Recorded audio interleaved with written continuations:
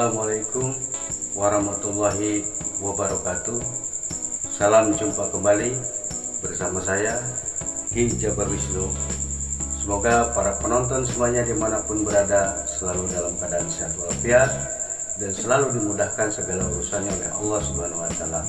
Amin. Allahumma amin.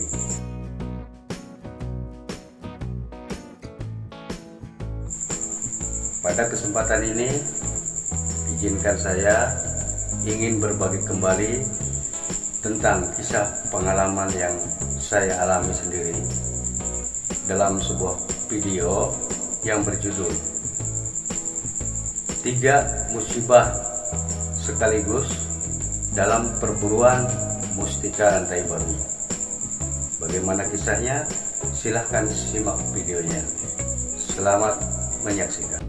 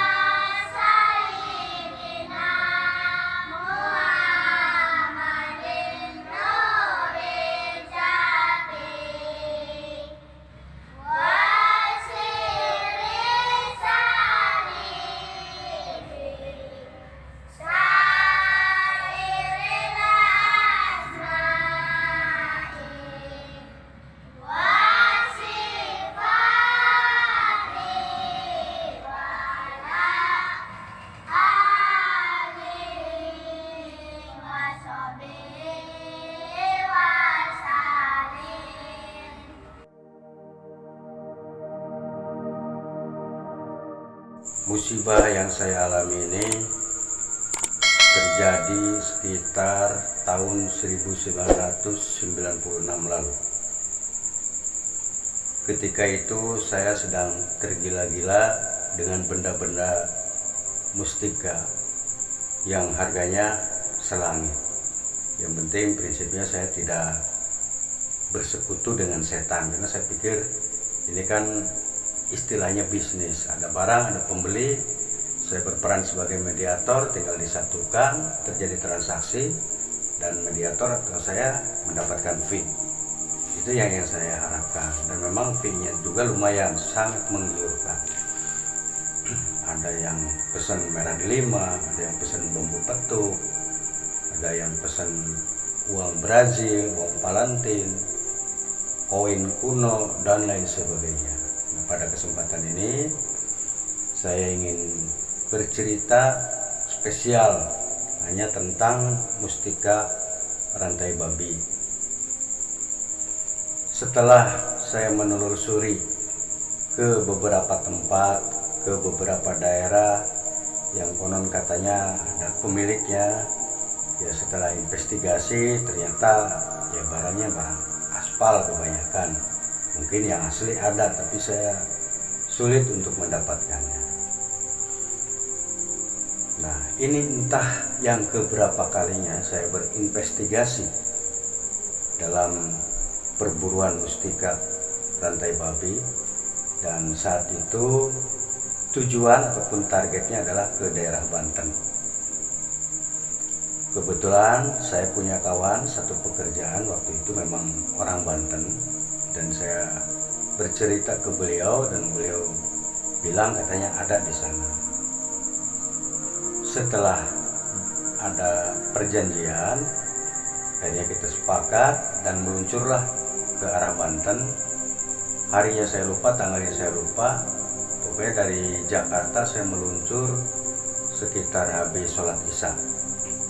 Karena targetnya mau ke Banten itu kita tidak nginep, jadi pepek saja karena besoknya juga bekerja. Akhirnya kita udah persiapan, meluncurlah membawa kendaraan milik teman saya sendiri yaitu Carry. Nah, kejadian musibah yang pertama itu terjadi pas di jalan tol arah Merak. Setelah melewati Lebak Bulus atau apalah, saya lupa lagi itu. Pokoknya posisi udah di tengah jalan tol menuju ke Merak. Dalam kecepatan tinggi itu tiba-tiba ban depan mobil yang saya tumpangi ini, yang sebelah kanan itu pas di bawah supir itu meledak. Dua. Ya saya terasa goyang.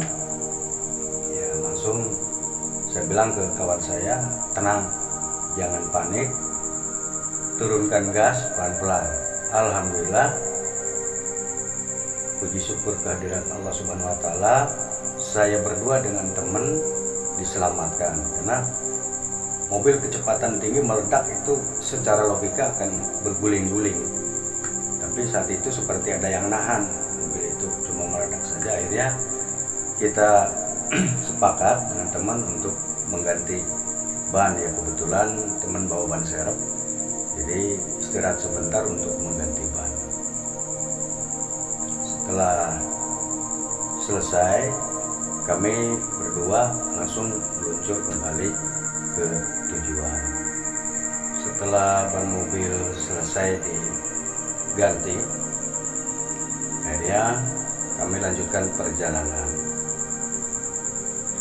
Nah, singkat cerita, ketika mobil melintas di depan Masjid Agung, Masjid Raya Banten di Pandeglang, terjadilah musibah yang kedua kalinya.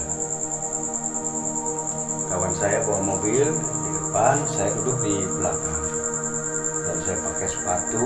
Mobil pun ada karpet yang warna hitam itu seperti karet. Tapi anehnya terjadi, badan saya itu seperti tersengat listrik tegangan tinggi. Durasinya cukup lumayan, berapa detik itu saya rasakan.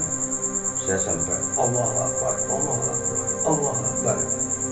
Itu saya merasakan badan saya itu tersetrum oleh setrum PLN yang besar sekali. Ya, setelah itu kawan saya menghentikan mobil, ada apa? Ada apa? Ya, saya bilang nggak ada apa-apa. Terus ya saya tanya, Pak, kalau ini mobil ada setrumnya apa? Ada kebocoran dari bodi gitu kan.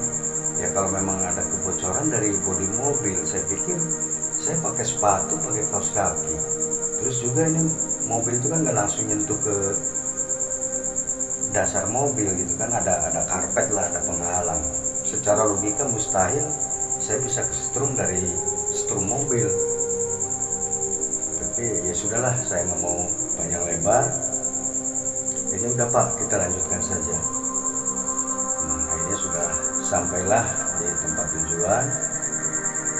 Kita setelah basa-basi dengan tuan rumah yang konon katanya sebagai pemilik Mustika Rantai Babi, dan ternyata setelah cek ya bukan. Akhirnya ya sudah terlanjur kita di situ ya numpang istirahat semualah, seperti itulah kita ngopi dan sebagainya. Terus langsung pulang, dan di perjalanan sekitar jam 2:30 pagi pulang dari rumah si bapak tersebut. Itu di tengah jalan, ini masih di daerah Banten. Di tengah jalan saya tidak tahu tempatnya apalah, saya kurang paham daerah di situ. Yang jelas kanan kiri itu saat itu tahun 96 itu sawah atau tanah kosong. Jadi yang ada juga pabrik-pabrik saja. Seperti ada yang melempar batu bata ke kaca mobil.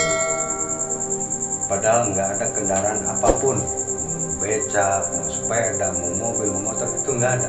Kendaraan murni cuma kendaraan yang kami tumpangi saja. Tidak ada yang lalu-lalu.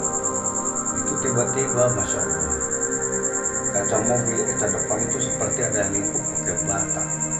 Wah, astagfirullahaladzim, sampai kaget kan. Akhirnya rontok semua tuh, kaca mobil rontok semua.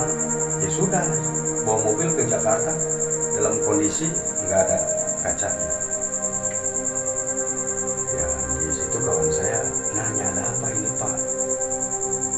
Ya, saya bilang udah apalah, nanti saja saya ceritakan di Jakarta. ketika masalah kaca nanti saya yang ganti, saya yang tanggung jawab. Saya bilang karena ini hajatan saya. Nah, singkatnya sudah sampailah di Jakarta. Ini saya pesan saja ke teman saya tersebut, silakan masukkan saja ke bengkel, nanti saya minta kwitansinya berapa saya bayar. Ya, artinya untuk urusan mobil selesai, tidak ada masalah. Nah, 3 kejadian ini setelah saya renungkan di rumah, sebelum saya terjun ke bisnis mustika ini, memang saya mendapatkan wangsit. Saya disuruh ke Masjid Agung Banten. Di situ katanya ada barang buat saya. Saya suruh ngambil ke sana. Cuma dengan syarat saya dari Jakarta tidak boleh bawa uang, tidak boleh naik kendaraan. Saya disuruh jalan kaki menuju Masjid Agung Banten. Dan baru di sana nanti saya tinggal ngambil barang. Entah barangnya bentuknya apa, saya nggak tahu. Nah, berhubung pikir saya ngapain juga saya harus capek-capek jalan kaki ke sana. Ya, akhirnya nggak saya lakukan perintah tersebut. Jujur saja sampai detik ini saya belum ke sana. Ziarah. Ya kemungkinan sang gaib ini bisa dibilang marah. Marahnya apa? Disuruh ziarah ke makam, saya tidak mau, tapi malah untuk urusan hal yang seperti itu saya kok mau kemungkinan ke sana. Jadi 3 kejadian ini saya pribadi menilai bahwa itu dianggapnya oleh saya adalah sebuah hukuman buat saya. Itu juga bisa disebut teguran. Ya, saya hanya dari kejauhan saja saya mohon maaf, saya belum sempat datang ke sana dengan mengikuti persyaratan. Saya harus jalan kaki. Saya pikir waduh, berapa lama di perjalanan, juga nggak boleh bawa uang masanya. Saya pikir nanti saya kalau mau makan, mau minum, mau apa ya bagaimana, nggak usah takut katanya gitu, nanti itu semua ada di jalan. Ya, saya tetap pakai logika, enggak lah, saya nggak mau sistem begitu. Kalau boleh pakai kendaraan sih mungkin sudah saya lakukan dari dulu, awal dapat perintah saya langsung ke sana. Ini karena masalahnya kan disuruh jalan kaki, nggak boleh bawa uang, saya suruh cuma bawa KTP saja. Ya saya jadinya nggak mau. Ya akhirnya saya harus mengalami musibah ini. Jadi pelajaran yang dapat kita ambil dalam kisah ini adalah, menurut saya pribadi, itu satu, ketika kita dapat amanah atau perintah, selama perintah itu tidak melanggar hukum negara, tidak melanggar hukum agama, sebaiknya ya segera ditunaikan saja kewajiban tersebut. Kalau memang perintahnya itu memang tidak melanggar hukum. Yang kedua, kita memang tidak boleh untuk selalu mengikuti hawa nafsu yang sifatnya nggak jelas. Ya, sebut nggak jelas ya karena ini sifatnya barang-barang mustika ini memang langka, tapi di sisi lain banyak juga yang menyalahgunakan, merekayasa, membuat mustika rantai babi ini dari ekor tikus terus dikasih bulu-bulu dan sebagainya, masalah. Jadi banyak juga barang aspalnya ya, asli tapi palsu gitu, maksudnya bikinan.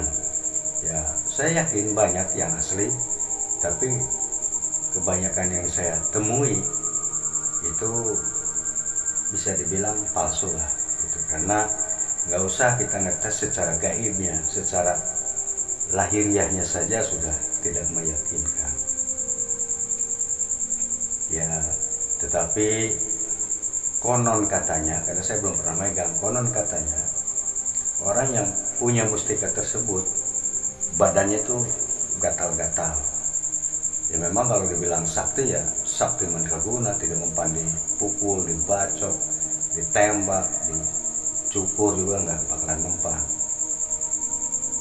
Nah tetapi saya terus terang belum berhasil, belum mendapatkan, walaupun pembelinya waktu itu ada, cuma sekarang si pembelinya itu sudah almarhum. Jadi ya sudah, saya tutup, saya selesaikan, saya putuskan untuk tidak melanjutkan lagi, karena yang saya dapat adalah kekecewaan dan kekecewaan. Ya semoga video ini dapat memberikan pelajaran atau bisa dipetik hikmahnya, bisa dipetik manfaatnya, ambil yang baiknya, buang yang buruknya. Mohon maaf atas segala kekurangan dan kesalahan saya. Wabillahi taufiq wal hidayah. Wassalamualaikum warahmatullahi wabarakatuh.